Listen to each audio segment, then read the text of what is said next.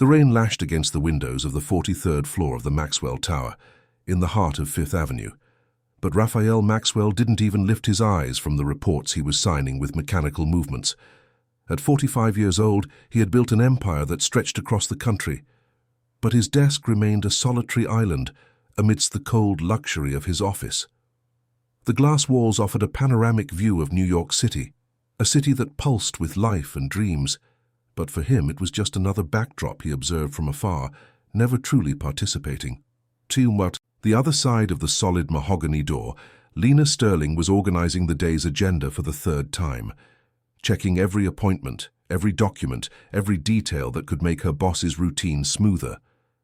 At 28 years old, she carried on her shoulders the weight of a life that had never been easy, but she maintained an upright posture and a determined gaze.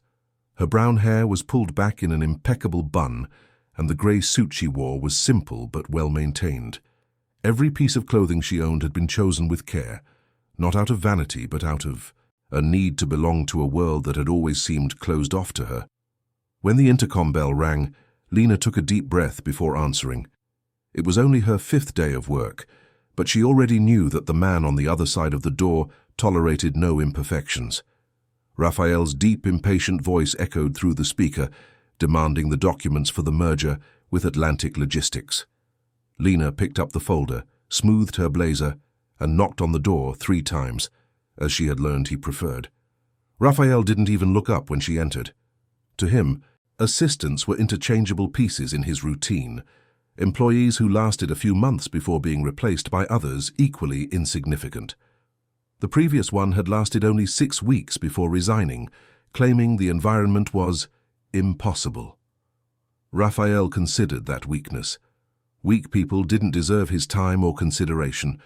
Lena placed the documents on the desk carefully, awaiting instructions. The silence stretched for long seconds before Raphael finally looked at her. His dark eyes quickly assessed her, as if she were just another item on his to-do list. There was something predatory in that gaze, but also distant, as if he were seeing right through her. "The numbers for the Chicago regional office are incorrect," he said without preamble. "Get them corrected by the end of the day." Lena nodded and took the documents back, but as her fingers touched the paper, Raphael added with cutting coldness, "And next time check everything before bringing it to me. I don't have time to deal with incompetence." The words hit Lena like a blow, but she maintained an impassive expression. She had learned very early in life that showing weakness only invited more pain. In the shelters where she grew up, she discovered that survival depended on the ability to absorb humiliations without breaking. "Of course, Mr. Maxwell, I apologize for the error." Raphael returned his attention to the papers, dismissing her with a wave of his hand. Lena left the office with the same care with which she had entered, but as soon as the door closed, she allowed herself a moment to breathe. Her hands trembled slightly as she placed the documents on her desk. It wasn't the first time a boss had treated her badly, but there was something in Raphael Maxwell's contempt that felt more personal, more profound. The rest of the day passed at a frantic pace. Lena corrected the numbers, reorganized meetings, answered calls, and dealt with a crisis at the Miami branch that required 3 hours of phone calls and coordination with teams in different time zones. When the sun set over New York City, painting the sky in orange hues, she was still at her desk, finalizing the last reports. Raphael left his office at 8 in the evening, as always. He passed Lena without a greeting, without acknowledging that she had worked 12 uninterrupted hours to solve problems that weren't even her responsibility. To him, she was just part of the expensive furniture that decorated that floor. But Lena watched as he stopped near the elevators, looking for a moment at the city's movement below. There was something in that gaze that she recognized, a familiar loneliness, an emptiness that mirrored her own. For an instant she almost felt sorry for him. Almost. The days followed in a relentless routine. Raphael continued to treat her as a necessary inconvenience, criticizing her work even when she got everything right, ignoring her efforts to anticipate his needs. Lena, in turn, absorbed every harsh word, every look of disdain, every moment he made her feel smaller than she was. But she didn't give up. She couldn't give up. One morning, while organizing Raphael's personal files for an audit, Lena discovered old photographs stored in a forgotten folder. They were images of a happy family, a younger man who was clearly Raphael, a beautiful woman with a sweet smile, and a small girl with golden curls. In the photos, Raphael smiled with a genuine joy that Lena had never seen on his face. The transformation was so dramatic that she almost doubted it was the same person. "What are you doing?" Raphael's icy voice made her jump. He had entered the office without making a sound and was now watching her with a dangerous expression. Lena quickly closed the folder, feeling the heat rush to her face. "Sorry, Mr. Maxwell. I was organizing the files for the audit and found these photos by accident. I'll put them back immediately." Raphael advanced towards her with firm steps, took the folder from her hands, and put it in a drawer which he locked. His eyes glowed with a cold fury that made Lena instinctively step back. "These are personal files. You are not to touch anything you haven't been specifically authorized to touch." His voice was low but laden with menace.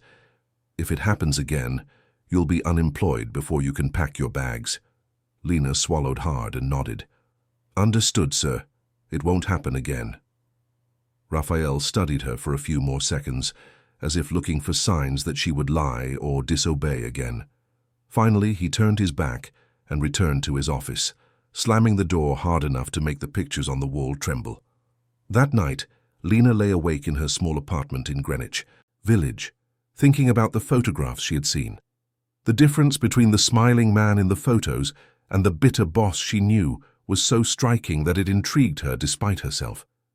What had happened to transform so much joy into such coldness? She knew she shouldn't care. Raphael Maxwell treated her like dirt, and she should reciprocate with the same indifference. But there was something in that glimpse of humanity she had seen that had touched her in an unexpected way. Perhaps because she intimately knew the pain of losing a family, perhaps because she recognized in his eyes the same loneliness she had carried since childhood. The next morning, Lena arrived at the office determined to maintain emotional distance. She would do her job, get her salary, and nothing more.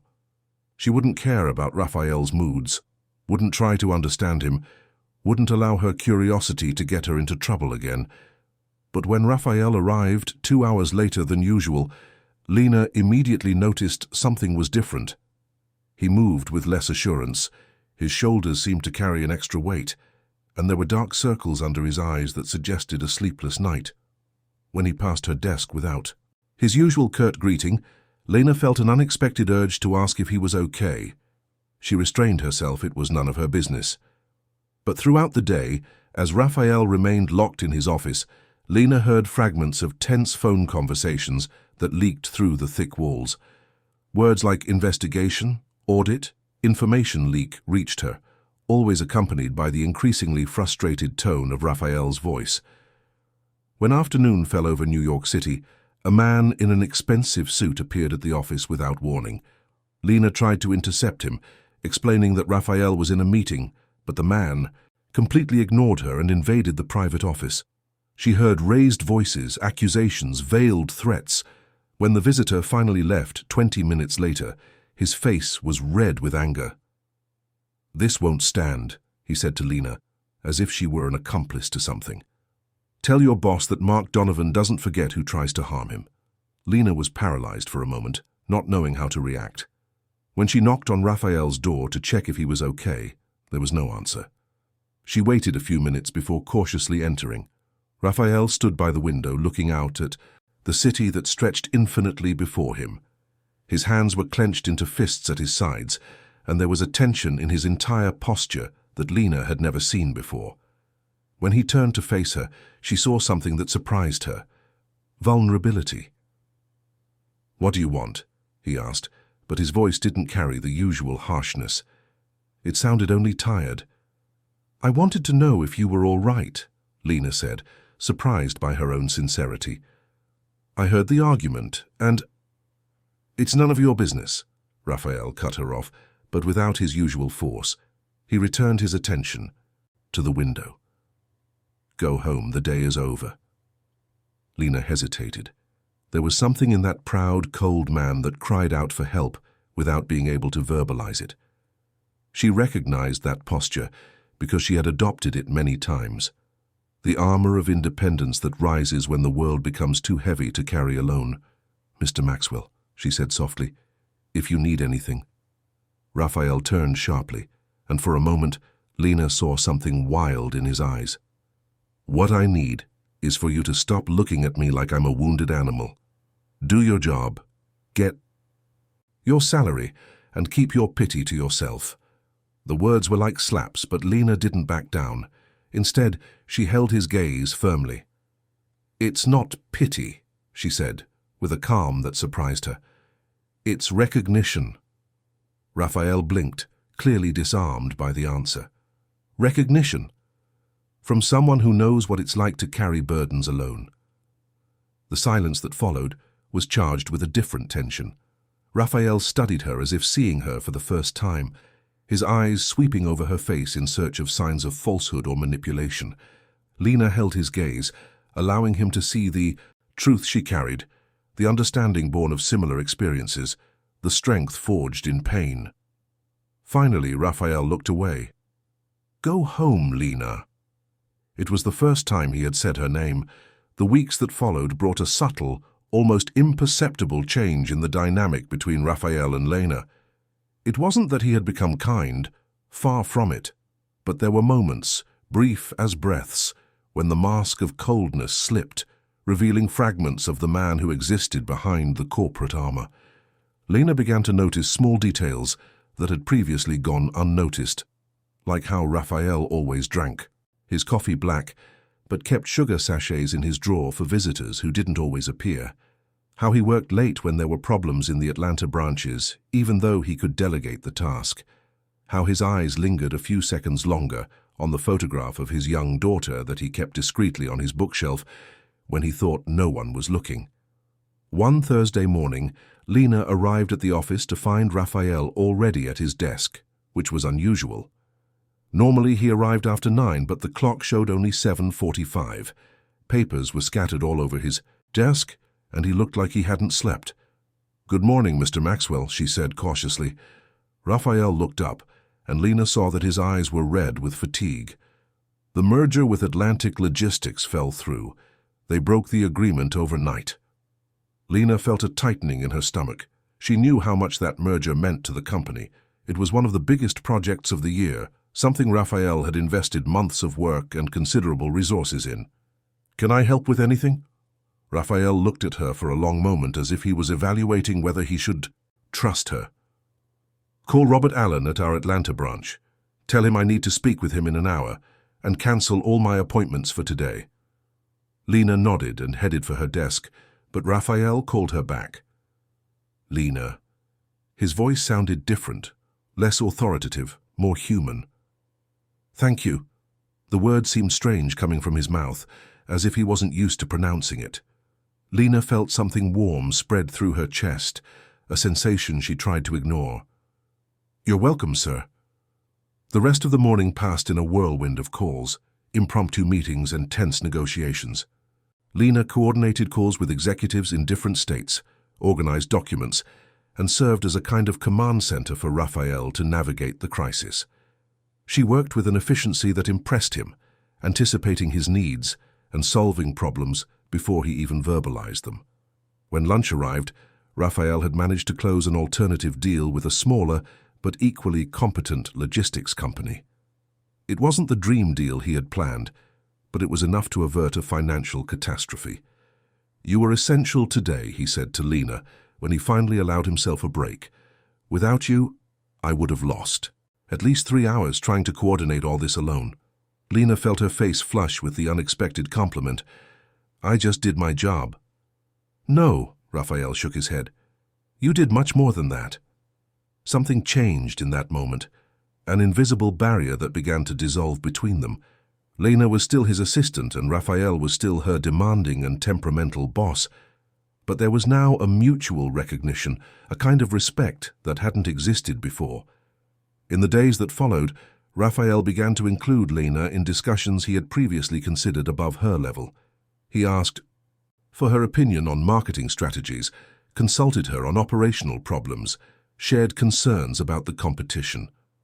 Lena discovered that she possessed a natural instinct for business, an ability to see creative solutions to complex problems. "Where did you learn that?" Raphael asked one afternoon, after she suggested an innovative approach to reduce costs at the Seattle branch. Lena hesitated. Talking about her past was always painful. When you grow up with nothing, you learn to do a lot with little. You learn to find opportunities where others only see problems. Raphael studied her with an intensity that made her feel exposed. "Grew up with nothing?" "Orphanages," Lena said simply, "since I was 5 years old." Raphael's expression transformed. There was something new in his eyes, not pity, which Lena would have hated, but a kind of understanding. "And your family?" "My mother died of cancer. I never knew my father." Lena kept her voice steady, not allowing emotion to show through. "I was moved from shelter to shelter until I turned 18. After that, I was on my own." Raphael was silent for a long moment. When he finally spoke, his voice was softer than Lena had ever heard. That must have been very difficult." "It was." Lena met his eyes. "But it taught me to value the things I achieve, and not to give up easily." Something passed between them in that moment. A recognition of strength, of survival, of souls that had been tested and not broken. Raphael nodded slowly, as if seeing Lena in a completely new light. From that day on, the atmosphere in the office became different. Raphael was still demanding, still had moments of impatience, but he treated Lena with a respect she had never experienced in any previous job. He valued her opinions, trusted her judgment, and gradually began to depend on her in ways that went far beyond an assistant's responsibilities. Lena, in turn, discovered that she enjoyed working with Raphael when he lowered his defenses. There was a brilliant mind behind the cold facade, a genuine passion for business, and a determination that rivaled her own. She began to look forward to the mornings, to the challenges the day would bring, to the satisfaction of solving problems alongside him. It was during one of those long work nights that Lena discovered more about Raphael's past. They were reviewing contracts late when he received a call that made him leave the room. Lena didn't intend to listen, but his raised voice carried through the closed door. "No, Carla. I'm not changing my mind about the alimony. Sophia is my daughter, and I will always take care of her, regardless of your games." There was a pause, then a more bitter tone. "You made your choice when you ran off with that doctor. Now live with the consequences." When Raphael returned, his eyes were hard again. All the warmth of recent days evaporated. Lena pretended to be focused on the documents, but he knew she had heard. "Ex-wife," he said dryly, as if he owed an explanation. "Always trying to negotiate more money in exchange for time with our daughter." "I'm sorry," Lena said sincerely. Raphael looked at her in surprise. "Why?" "Because you have to use your daughter as a bargaining chip. Children should never be put in the middle of these wars." Raphael's expression softened slightly. "You speak from experience?" "Not exactly." Lena hesitated, then decided to be honest.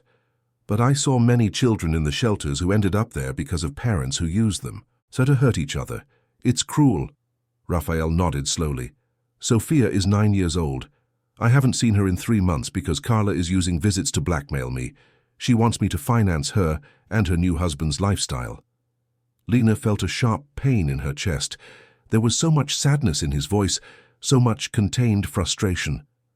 "What if you agreed to her terms, at least for now, until you find a legal way to change the situation?" "I've thought about it." Raphael ran a hand through his hair. "But if I give in now, she'll know. She can manipulate me forever. And I can't live like that. So you choose not to see her so you won't be manipulated." "I choose to preserve my dignity." Lena looked at him for a long moment. "Your daughter is 9 years old, Raphael. Dignity won't console her when she grows up thinking her father didn't want her around." The use of his first name surprised them both. Lena had never addressed him so informally, but it had come out naturally, along with a brutal honesty that cut straight to the heart of the matter. Raphael stared at her, and Lena saw pain and anger battling in his eyes. "You don't understand. Carla destroyed our family. She betrayed you," Lena said softly. "And you're so focused on punishing her that you're punishing your daughter too." The silence that followed was tense, heavy. Lena braced herself to be fired, for Raphael to explode at her for meddling where she shouldn't. Instead, he sank into his chair, suddenly looking older and more tired. 3 years, he said in a low voice. 3 years since she left me, and I still feel like I've been punched in the gut every time I think about it. Lena felt a deep compassion for that proud man who was allowing himself to be vulnerable before her. Betrayal hurts even when we know the person didn't deserve our loyalty. "How do you know that?" "Because I've been abandoned by people who were supposed to protect me." Lena met his eyes. "The difference is that you have a chance not to repeat the cycle with Sophia." Raphael watched her for a long moment, as if seeing something in her he had never noticed before. "You're very wise for someone so young. Pain teaches lessons that age never could." They sat in silence for a few minutes, each lost in their own thoughts. When Raphael finally spoke, his voice was determined. "I'll call Carla tomorrow. Accept her terms, at least temporarily." Lena smiled, a genuine smile that completely transformed her face. "Sophia will be very happy." Raphael found himself smiling back, a small but real smile. "Thank you, Lena, for making me see beyond my own stubbornness." In that moment, something fundamental changed between them. They were no longer just boss and assistant. They were two people who had recognized each other, who had shared painful truths, and found comfort in mutual understanding. And it was precisely in this climate of growing closeness that Raphael decided to host the business party at his mansion in the Hamptons 2 weeks later. It was an important event. International investors, executives from partner companies, influential politicians, the kind of party that could generate millions in business or ruin reputations, depending on how it was handled. Lena arrived at the mansion on the afternoon of the party to oversee the final preparations. When she passed through the wrought iron gates and saw the property for the first time, she gasped. It was an immense house, with contemporary architecture, surrounded by meticulously manicured gardens. The infinity pool reflected the blue New York City sky, and there was a panoramic view of the city that impressed anyone. "Impressive, isn't it?" Raphael said, appearing beside her. Lena turned and for a moment forgot to breathe. Raphael had exchanged his formal suits for grey dress pants and a white linen shirt, with the cuffs casually rolled up. There was something more relaxed in his posture, more accessible. And he was smiling, not the cold, calculated smile he used in meetings, but something truer. "That's beautiful," Lena managed to say, trying to ignore the impact his transformation had on her. "I bought this house for Carla. She said she wanted to raise Sophia in a perfect environment." Raphael looked at the pool, and his expression hardened slightly. "Ironically, it was here that she told me she was in love with another man." Lena felt a sharp pain in her chest for him. "I'm sorry." Raphael shrugged, as if it didn't matter, but Lena knew it did. "The past is past. Let's focus on the present." Guests began to arrive at 7 in the evening. Lena stayed behind the scenes, supervising the service, ensuring everything ran smoothly, taking care of details that allowed Raphael to concentrate fully on his important guests. She wore a simple but elegant navy blue dress and had let her hair down, which fell in soft waves over her shoulders. The party was going perfectly. Raphael circulated among the groups, charming and articulate, closing deals with the natural ease of someone born for it. Lena watched him from afar, admiring his social skill, the way he managed to make each guest feel important and valued. It was when the New York's city heat became oppressive that some guests began to migrate towards the pool. Lena was on the upper terrace, coordinating with the kitchen staff, when she heard laughter coming from the pool area. She went down to check if everything was all right, and found a group of younger executives who had decided to make the party more relaxed. "Come on, Lena," said Edward Morrison, the director of a technology company partnered with Raphael. "You've worked all day. It's time to relax a little." Lena shook her head, smiling politely. "Thank you, but I need to take care of the preparations." "Nonsense," Edward insisted, and some other guests joined the chorus. "The party is perfect. Half an hour of rest won't kill anyone." Lena was about to decline again when Edward added playfully, "Besides, it's unbearably hot. The pool is there to be used." Before Lena could protest, two of the executives' wives dragged her to one of the suites, insisting that she borrow a bikini. It was impossible to refuse without seeming rude, and Lena found herself gently forced to accept the guests' hospitality.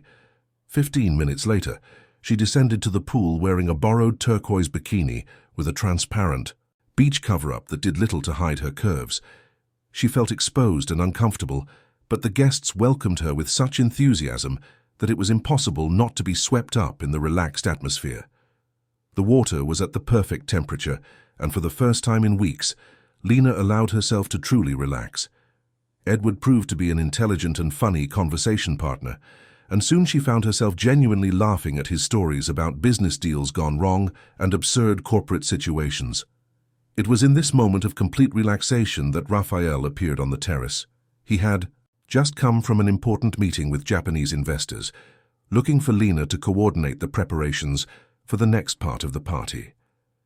He expected to find her at her usual post, controlling every detail with her characteristic efficiency. Instead, he saw her in the pool, laughing with a joy he had never witnessed. Raphael stopped where he was, as if he had been physically struck. Lena in the pool was a completely different sight from the competent and reserved assistant he knew. Her wet hair gleamed under the soft garden lights, and her golden skin, kissed by the water, seemed to radiate its own luminosity. But it was her smile that undid him, a free, genuine, totally disarming smile. It was as if he was seeing Lena for the first time, no longer through the lens of professional dynamics, but as the extraordinary woman she truly was. And Edward Morrison was leaning towards her, clearly captivated, speaking softly in her ear in a way that made her laugh even more. Raphael felt something dark and primitive explode in his chest, a fierce possessiveness that left him breathless. Jealousy, pure and irrational jealousy, as if Lena belonged to him, as if Edward was touching something that was his. The intensity of the emotion frightened him. Raphael was a controlled, rational man. He didn't get jealous of employees. He didn't care who his assistants flirted with or dated. But seeing Lena there, vibrant and desirable, being courted by another man, he found himself consumed by a primitive need to pull her away from there, to hide her from the gaze of any other man. Edward said something that made Lena throw her head back, laughing with such joy that Raphael felt as if something broke inside him. She was beautiful, not just pretty. She was radiant, magnetic, impossible to ignore. How had he managed to work alongside her for months without realizing this? How had he managed to treat her as if she were invisible when she was clearly the most interesting thing in any room? It was when Edward touched Lena's arm, a casual, flirtatious gesture, that Raphael completely lost control over his feelings. A wave of possessiveness so intense it was painful swept through his body. He wanted to go down to the pool, pull Lena out, tell Edward and everyone else that she was not available. But he had no right to do that. Lena wasn't his. She was his employee, nothing more. Except that that moment proved she was much more than that. She was much more than he had ever allowed her to be. Lena chose that exact moment to look up and meet his eyes. The expression on Raphael's face made her freeze in the water. There was something wild there, something intense and hungry that made her stomach churn in a completely new way. It wasn't the professional, distant look she knew. It was the look of a man who had seen something he desired and who was fighting against that desire. For a moment that seemed eternal. They stared at each other across the distance that separated them. Lena felt as if she could read every thought passing through his mind, every emotion he tried to suppress. There was desire there, yes, but also confusion, anger directed at himself, and something that looked suspiciously like jealousy. Raphael was the first to break eye contact. He turned abruptly and disappeared back into the house, leaving Lena confused and disturbed in the pool. Something had changed in that moment, something fundamental and irreversible, and Lena didn't know if she was prepared for the consequences. The Monday following the party dawned cloudy in New York City, perfectly matching Lena's mental state. She had spent the entire weekend trying to decipher what had happened in that moment by the pool, what that intense look from Raphael meant, and above all, why her body still reacted to the memory with a disconcerting mixture of excitement and fear. She arrived at the office 15 minutes earlier than usual, hoping to have a few moments to compose herself before Raphael arrived, but when the elevator doors opened on the 43rd floor, she found him already at his desk, flipping through reports with an exaggerated concentration that seemed forced. "Good morning, Mr. Maxwell," Lena said, trying to keep her voice steady and professional. Raphael looked up, and Lena felt the impact of that gaze like a wave of heat. There was something different there, a new intensity, an attention she had never received from him before. "Good morning, Lena. How was your weekend?" The question caught her by surprise. Raphael never asked about her personal life. It was quiet, and yours. Productive. Raphael stood up, and Lena noticed that he approached closer than necessary when he handed her a folder of documents. Their fingers touched briefly in the process, and Lena felt an electric current run through her arm. "I need you to organize a meeting with the marketing team for this afternoon, and then—" He hesitated as if struggling with the next words. "I'd like you to have dinner with me to discuss some new projects." Lena blinked, confused. "Dinner?" "A working dinner," Raphael said quickly, but there was something in his voice that suggested it wasn't just about work. "There are some ideas I'd like to discuss with you in a more relaxed setting." Lena felt her heart race. A dinner with Raphael Maxwell was far beyond her responsibilities as an assistant. "Are you sure it's necessary? I can prepare the reports and—" "I insist," Raphael said, and there was a determination in his voice that left no room for arguments. 8 o'clock. Choose the restaurant." Throughout that day, Lena felt as if she was walking on unfamiliar ground. Raphael was different, more present, more attentive to her specifically. He found excuses to come to her desk, casually touched her shoulder when looking at a document over her, asked for her opinions with an intensity that went far beyond professional courtesy. In the afternoon meeting with the marketing team, Lena noticed that Raphael included her in discussions in a way that surprised everyone. He specifically asked for her opinion on communication strategies, defended her suggestions when other executives seemed skeptical, and there were moments when she could swear he was looking at her more than was appropriate in a professional setting. "Lena has an interesting perspective on the young adult market," Raphael said during a discussion about digital advertising. "I think we should listen to her more." Chloe Fraser, the marketing director, looked from Raphael to Lena with a curious expression. "Of course. I'd be happy to include Lena in the next strategic meetings." Lena felt her face flush. She was being informally promoted, included in conversations that were far above her hierarchical level, and all because of Raphael, who was treating her as if she were special. At 8 in the evening, Lena found herself sitting in an elegant Italian restaurant in Soho, watching Raphael study the menu with the same intensity with which he analyzed financial reports. She had chosen a simple but well-cut black dress and had let her hair down, which fell in waves over her shoulders. Raphael wore a dark blue shirt without a tie, which made him look younger and more accessible. "This place is perfect," Raphael said when the waiter walked away with their orders. "How did you discover it?" Lena smiled. "I can't afford to frequent places like this normally, but I researched highly rated restaurants in the area." She hesitated, then added honestly, "I wanted to choose something that would be suitable for you." Raphael watched her with an expression she couldn't decipher. "You don't need to worry about impressing me, Lena." "It's not about impressing," Lena said softly. "It's about respecting the opportunity you're giving me." "And what opportunity is that?" The question caught her off guard. There was something behind it, an emotional charge that went beyond the professional. "To work with you as an equal. To be heard." Raphael leaned slightly forward. "Is that what you want? To be heard?" Lena studied him. There was an intensity in his eyes that made her feel as if she were the only person in the world. Everyone wants to be heard. The difference is that not everyone gets the chance.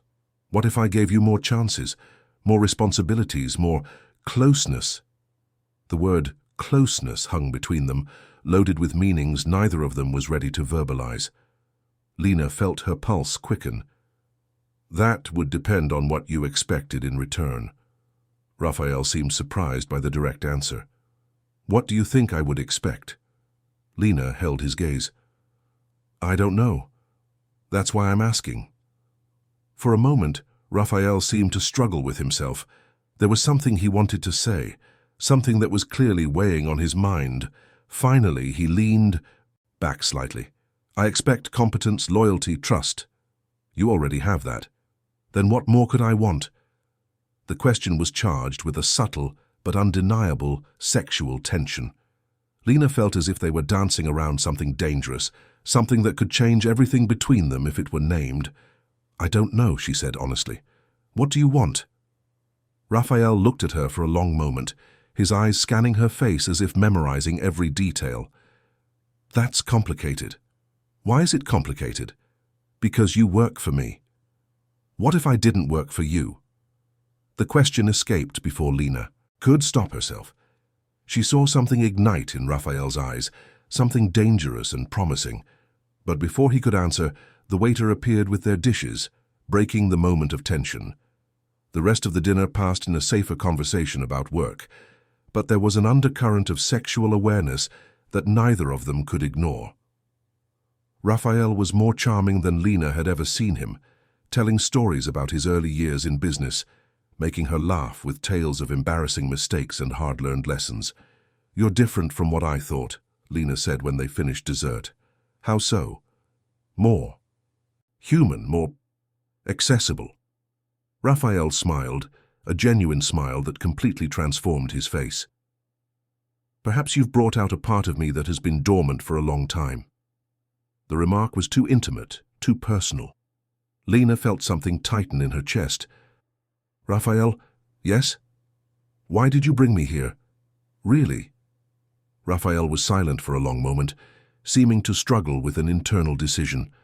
When he finally spoke, his voice was low and laden with emotion.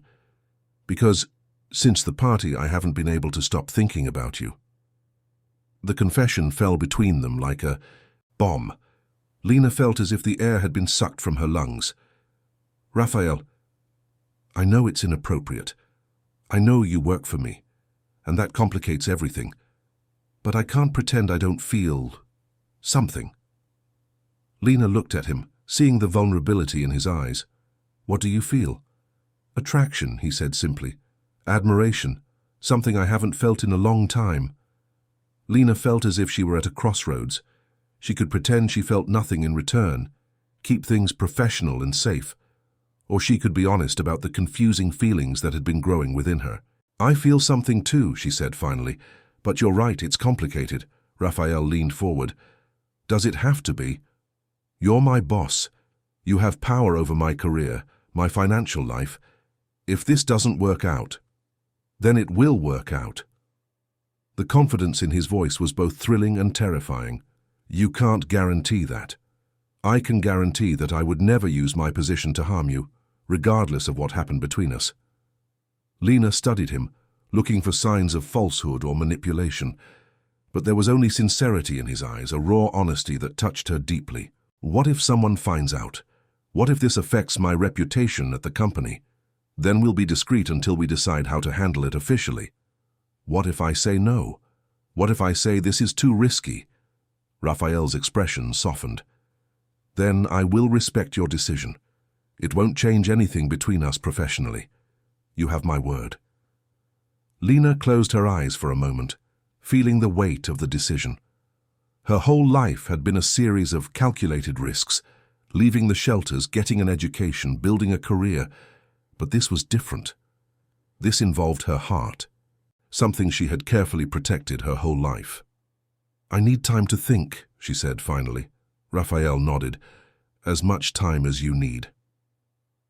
The next morning, Lena arrived at the office to find a bouquet of white roses on her desk. The card simply read, "Thank you for your honesty last night. R." The roses created a small buzz among the employees on the floor. Lena noticed curious glances, muffled whispers, speculations about who could have sent flowers to the CEO's assistant. She felt exposed, as if everyone could see right through her. Raphael arrived an hour later and walked to her desk as naturally as ever. "Did you like the flowers?" "They're beautiful," Lena said, consciously lowering her voice. "But perhaps it's not the best idea to receive gifts at the office." Raphael stopped, clearly not having thought of that. "You're right. I'm sorry." His immediate consideration for her concerns touched her. "Thank you for understanding." Throughout the rest of the week, Raphael maintained his professional demeanor during work hours, but Lena constantly felt his attention on her. He found excuses to work closer to her, included her in more meetings, and there were moments when she caught him simply looking at her with an expression that made her blush. On Friday, Lena finally made her decision. She knocked on Raphael's office door at 5 in the afternoon, when most employees had already left. "Come in," he said, looking up from his documents. Lena closed the door behind her and approached his desk. "About what we discussed at dinner." Raphael stood up immediately, his full attention focused on her. "Yes, I'd like to try." The expression that took over Raphael's face was one of pure relief and joy. "Are you sure?" "No," Lena said honestly, "but I want to try anyway." Raphael walked towards her, stopping so close that Lena could feel the warmth of his body. "You won't regret it." "I can't afford to regret it," Lena said, meeting his eyes, "but I can afford to be brave." Raphael raised his hand, gently touching her face. "You are already the bravest person I know." Lena felt as if she was melting under his touch. "Raphael?" "Yes?" "Kiss me." He didn't need to be asked twice. His hands slid to her waist, pulling her closer, and his lips found hers in a kiss that was both gentle and desperate. Lena felt as if something inside her had ignited, a flame that had been carefully contained her entire life. When they separated, both were breathless. Raphael rested his forehead against hers, his eyes closed as if savoring the moment. "This changes everything," he said softly. "I know," Lena whispered back. "There's no turning back now." "I know." Raphael looked at her with an intensity that made her tremble. "Do you have any idea what you do to me?" Lena felt a wave of feminine power she had never experienced before. "Tell me." "You make me want things I swore I never wanted again. You make me feel things I thought were dead inside me." Her words were like a balm for Lena's old wounds. "What kind of things?" "Hope," he said simply. "You make me hope again." Lena felt tears prick her eyes. "Raphael?" He kissed her again, deeper this time, and Lena lost herself in the sensation of being in his arms, of being desired and valued by someone she had come to admire and love. The thought scared her, but also filled her with a joy she had never experienced before. Maybe she was making the biggest mistake of her life, or maybe she was finally doing something right. Only time would tell. But in the weeks that followed, as her relationship with Raphael deepened, Lena discovered that love, even when complicated, even when risky, was worth every moment of uncertainty. Raphael was a thoughtful and passionate lover, but also respectful of her insecurities and fears. He took her to dinners in discreet restaurants, walks in parks where they could talk without being recognized, and nights in his mansion where they made love with a passion that left them both breathless. But he was also a man haunted by his past, and Lena soon discovered that his demons were deeper than she had imagined. One night, as they lay in his bed after an afternoon of intense love, Raphael received a call that made him tense immediately. Lena heard fragments of the conversation, something about investigations, about missing documents, about threats to the company. When he hung up, his expression was grim. "Problems?" Lena asked, tracing circles on his chest with her fingers. "Always," Raphael said bitterly. "It seems some people think they can destroy everything I've built." "Do you want to talk about it?" Raphael hesitated, then turned to her. There are things about me, about my company, that you don't know. Things that could complicate your life if they became public. Lena propped herself on her elbow, looking at him seriously. What kind of things? The kind that could destroy me, and anyone who is too close. A cold sensation spread through Lena's stomach. Are you trying to scare me away? I'm trying to be honest. Raphael touched her face gently. You deserve to know what you're getting into. Lena thought of all the people who had abandoned her throughout her life, all those who had chosen their own interests over her safety and well-being. But looking into Raphael's eyes, she saw only genuine love and concern for her well-being. Then tell me everything, she said firmly. Whatever the problem, we'll face it together. Raphael looked at her with an expression of surprise and gratitude. Are you sure? I'm sure I won't run away at the first sign of trouble. I'm sure you're worth fighting for. Raphael pulled her closer, kissing her with desperate passion. I love you, he whispered against her lips. I love you too, Lena replied. And for the first time in her life, the words felt completely true. But as Raphael's problems began to intensify, Lena would discover that love, by itself, is not always enough to protect two people from life's storms. And the storm that was coming would be bigger than either of them could imagine. The first hint that something was seriously wrong came on a Tuesday morning when Lena arrived at the office to find two men in dark suits exiting the executive elevator. They had the rigid posture and calculating gazes of federal investigators, and as they passed her, Lena felt a chill run down her spine. Raphael was in his office, stiff behind his desk, with an expression Lena had learned to recognize as dangerous. Papers were scattered across his desk, documents he studied with an intensity that suggested serious trouble. Good morning, Lena said cautiously, closing the door behind her. Raphael looked up, and Lena saw that his eyes were tense with worry. The FBI, he said simply. They want to investigate some company transactions from the last 3 years. Lena felt her stomach clench. About what? Money laundering, corruption, the usual accusations when someone wants to destroy a businessman. Raphael stood up, walking to the window. Mark Donovan is behind this, that bastard who came here a few weeks ago.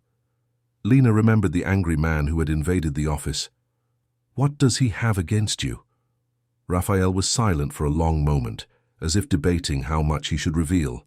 Finally, he turned to face her.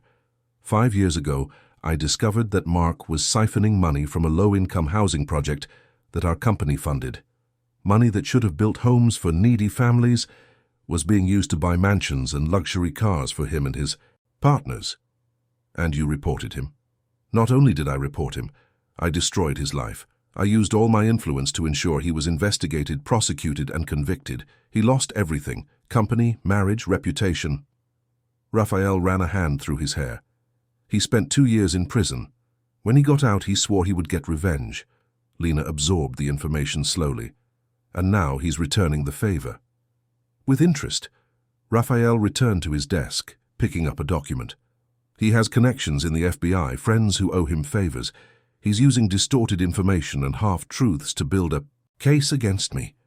But if you didn't do anything wrong, innocence isn't always enough when you have powerful and determined enemies. Raphael looked at her with a grim expression. Investigations can last for years. Even if I'm acquitted in the end, the process can destroy my company, my reputation, everything I've built. Lena felt a wave of fierce protectiveness for him. What can I do to help? Raphael watched her with a mixture of gratitude and concern. Lena, you need to understand one thing. If you remain associated with me, this can affect you too. Investigations of this kind have a way of destroying anyone who is nearby.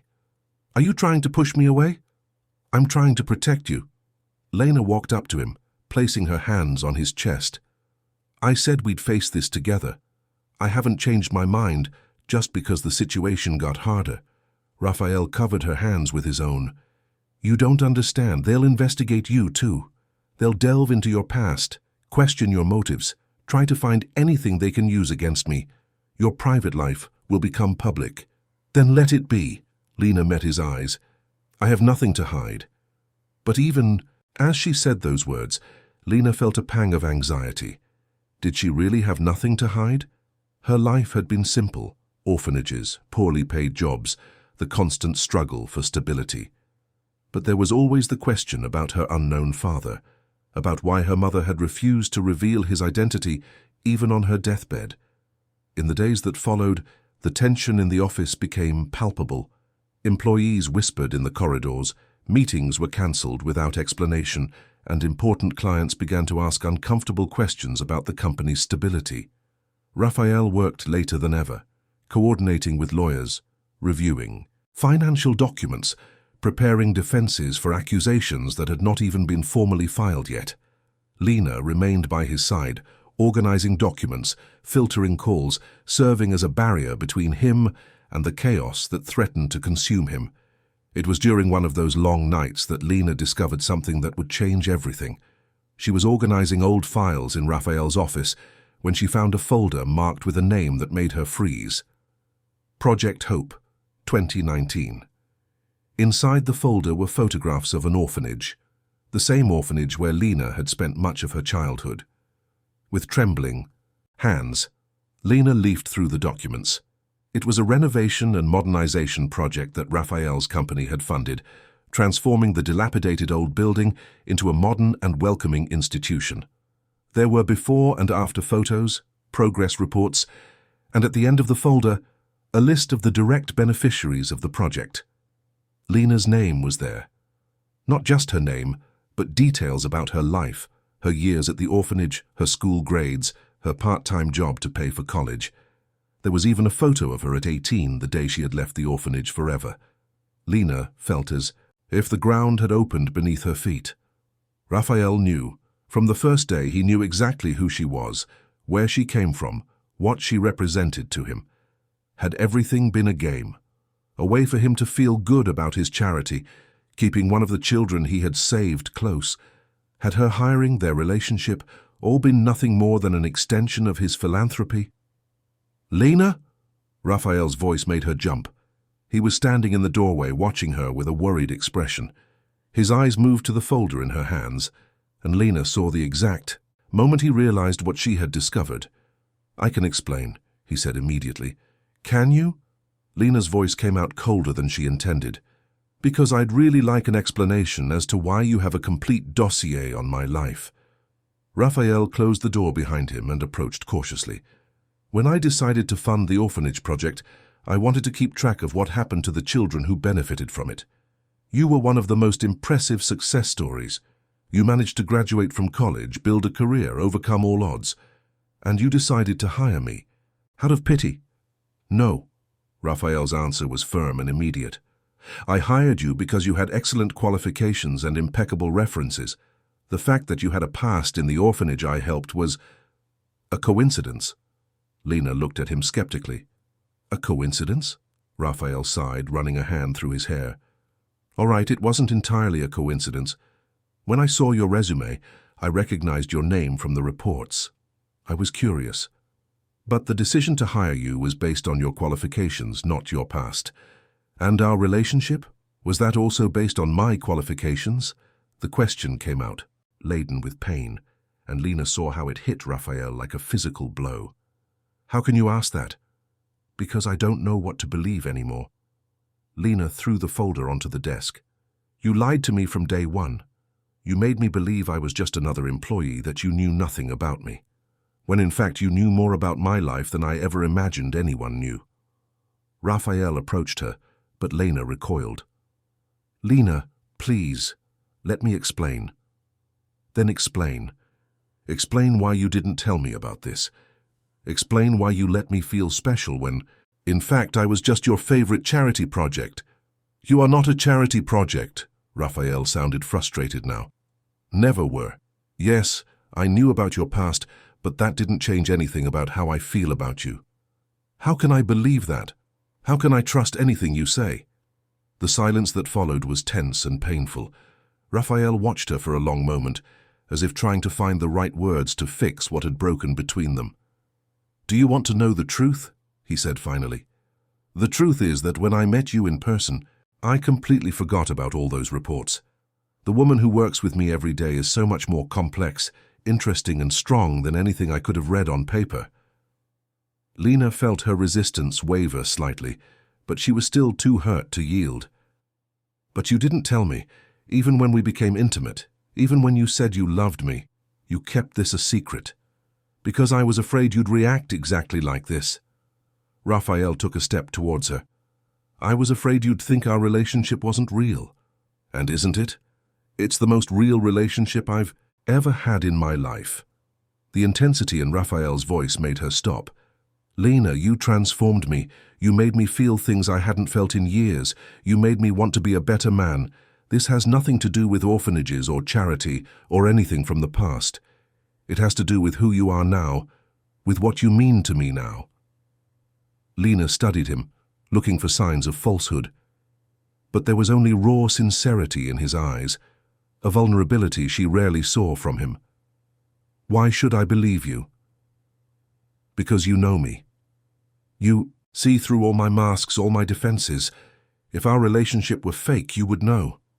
Lena knew he was right. She had become an expert at reading Raphael, at discerning when he was being sincere and when he was protecting himself. And at this moment, he was being completely honest with her. But the discovery still hurt. The feeling that she had been kept in the dark about something so fundamental about her own life was devastating. "I need time to process this." Raphael nodded, clearly disappointed but understanding. "As much time as you need." "And Raphael?" Lena stopped at the door. "Next time you decide to protect me by hiding important things, think twice. I've spent my entire life being underestimated. I don't need that from you too." In the days that followed, Lena kept an emotional distance from Raphael as she struggled with her own emotions. Part of her understood why he had kept it a secret. The motive was protective, not malicious. But another part of her felt manipulated, as if her entire life had been orchestrated by forces she didn't know. It was while in this conflicted mental state that Lena received a call that would change everything again. Lena Sterling. The voice on the other end of the line was male, formal, slightly nervous. "Yes? My name is Dr. Robert Jr. I'm a lawyer, and I represent someone who would very much like to meet you." Lena frowned. "Sorry, but I don't understand." "It's about your biological family. Specifically, about your father." Lena's world stopped. Her entire life she had wondered about the man who had fathered her, who had left her pregnant mother and disappeared. Her mother had taken that secret to her grave, refusing to reveal any information about him. "My father is alive?" she managed to ask. "Yes, and he would very much like to speak with you if you are willing. There were complicated circumstances that prevented him from seeking you out before. But now he feels it's important that you meet." Lena sat down heavily in her chair. "What kind of circumstances?" "It would be best to discuss this in person. Could you meet us tomorrow afternoon?" Lena scheduled the meeting in a state of shock. Her entire life she had fantasized about this moment, the day she would finally discover the truth about her origins. But now that it was happening, she felt completely unprepared. When she told Raphael about the call that night, he was visibly worried. "What a strange coincidence that this appears now, precisely when I'm being investigated." Lena hadn't thought of that. "Do you think it's related?" "I don't believe in coincidences." Raphael looked at her seriously. "Lena, promise me you'll be careful. If this is an attempt to get to me through you, then what? Should I ignore the chance to meet my father because it might be inconvenient for you?" Raphael seemed to realize how his words sounded. "That's not it. It's just, I have a bad feeling about this. Maybe it's justified paranoia from everything that's happening with the investigation." "Perhaps." Raphael pulled her closer. "But if something goes wrong, promise you'll call me immediately." Lena nodded, but there was a part of her that resented that even this moment, the discovery of her family, was being filtered through Raphael's problems. The next day, Lena found herself in an elegant law office downtown New York City, sitting opposite Dr. Robert Jr., a middle-aged man with kind eyes and a cautious demeanor. "Before I bring in my client," he said, I need you to understand that this is a very delicate situation. Your father is a public figure, a man in a position of significant responsibility. The revelation of your existence could have important ramifications for him. Lena felt a familiar pang of anger. So he's worried about his reputation? Not exactly. Dr. Jr. hesitated. He's worried about your safety. Before Lena could ask what that meant, the office door opened and a man entered. Lena felt as if she had been punched in the stomach when she recognized him. It was Senator Charles Montgomery, one of the most powerful and respected politicians in the country. "Hello, Lena," he said, and his voice was choked with emotion. "I am your father." Lena looked at the man she had spent her entire life imagining. He had her eyes, the same golden-brown color, the same intensity. And there was something in his posture, in his way of moving, that echoed her own gestures. "You are—" Lena struggled to form words. "You are Senator Montgomery." "I am." He sat carefully in the chair opposite hers. "And please call me Charles or Dad if you can." "Why now?" The question came out more aggressively than Lena intended. "Why after 28 years do you decide to show up?" Charles sighed, suddenly looking older and more tired. "Because I discovered you are in danger, and because I can no longer live with the knowledge that I have a daughter in the world without doing anything to protect her." "In danger why?" "Because of your association with Raphael Maxwell." Lena felt as if she had been struck by lightning. "How do you know about Raphael?" "Because I know about the investigation being conducted against him, and I know that Mark Donovan has found out about you, about who you are to him, and potentially about who you are to me." Lena's head was spinning. "I don't understand." Charles leaned forward. "Mark Donovan is using the investigation against Raphael as a way to pressure several influential people. He found out about your relationship with Raphael and is planning to use it against both of you. But if he finds out who your father is, that would become a political scandal too." "Exactly. And Mark is the kind of man who wouldn't hesitate to destroy you to achieve his goals." Lena absorbed this information, slowly. "So you're here to protect me?" "I'm here because I should have been here your entire life." Charles met her eyes.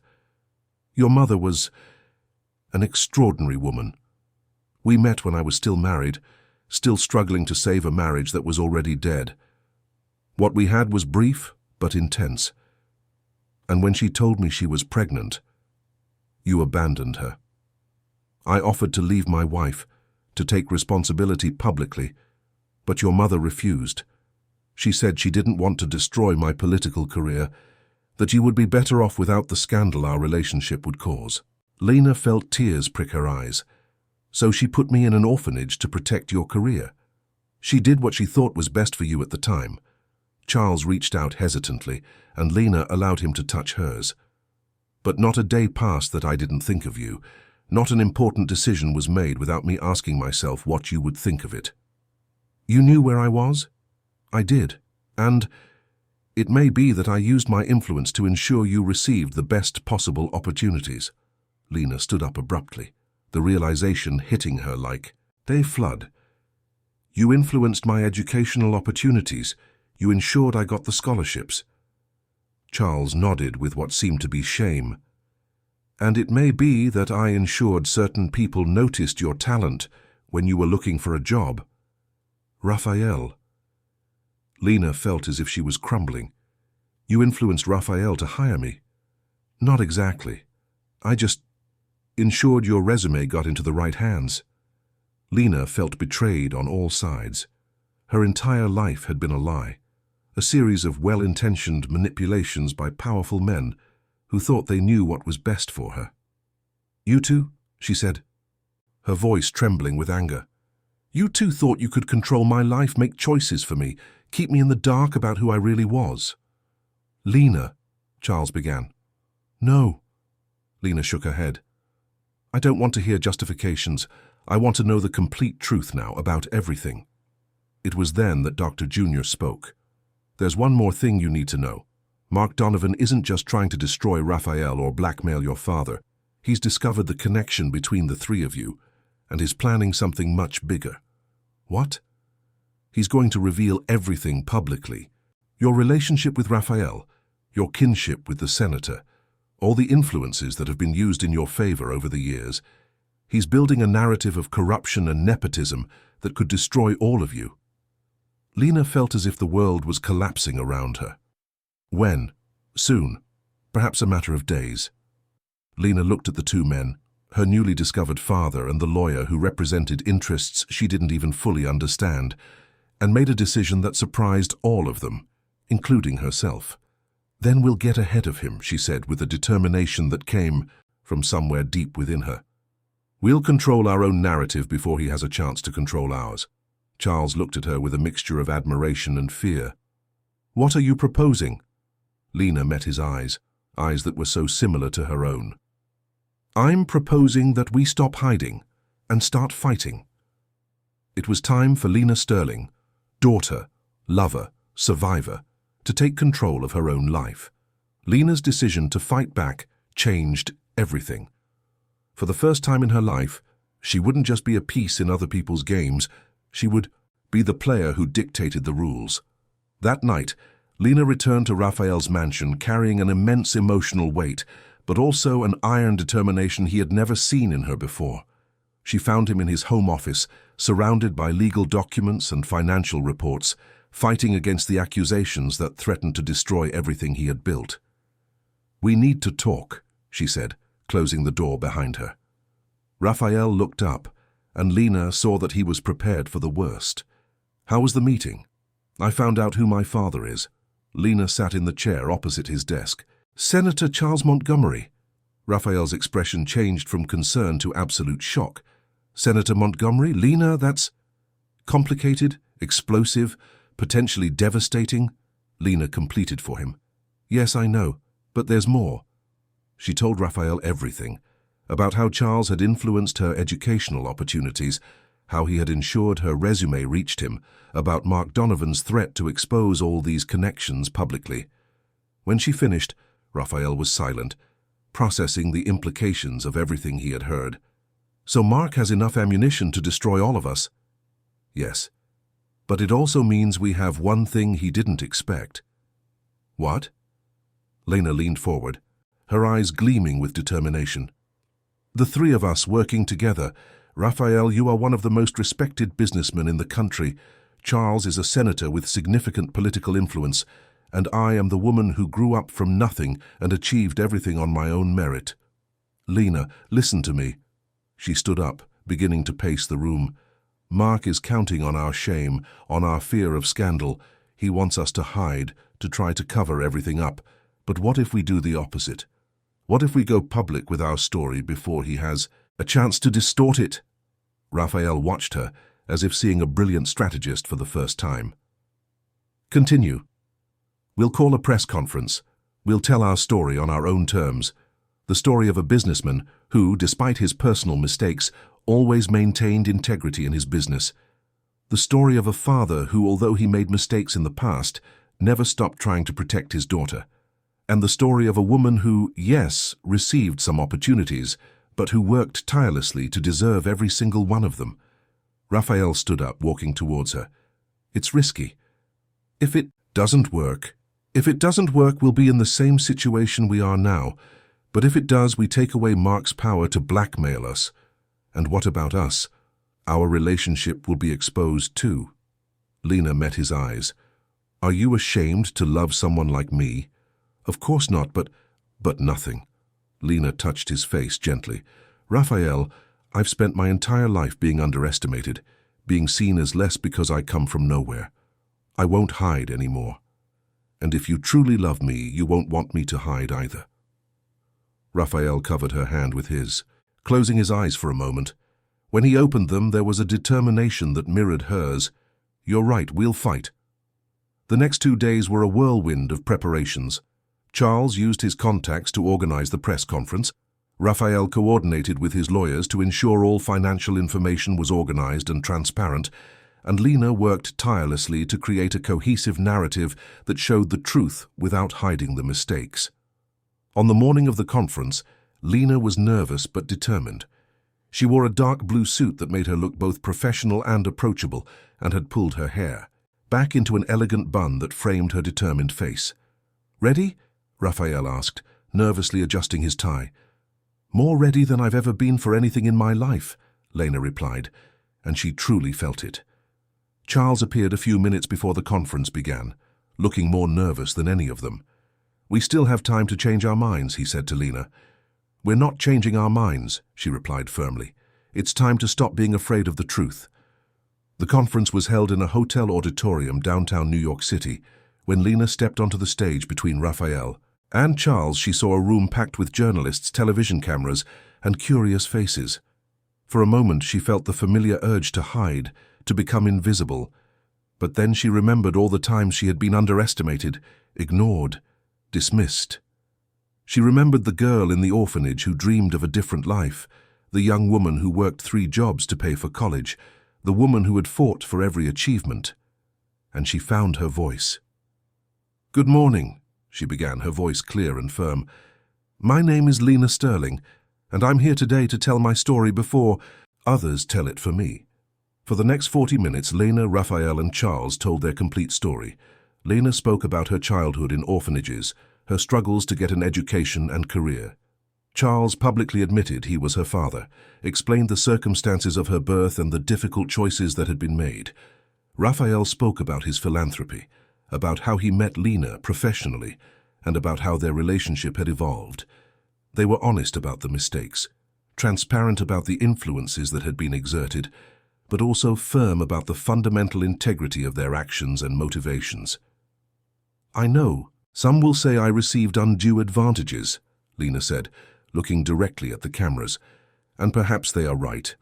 But I want you to know that I worked tirelessly to deserve every opportunity I received, and that, regardless of who my father is or who I love, my merits are my own. The press questions were tough, investigative, sometimes hostile, but Lena, Raphael, and Charles answered them all with honesty and dignity. When a journalist asked if Lena didn't feel used by the 2 men in her life, she replied with a conviction that silenced the room. I spent 28 years being ignored by the world. In recent months, I have been loved, valued, and respected by 2 men who saw my worth when no one else did. If that is being used, then I accept it gladly.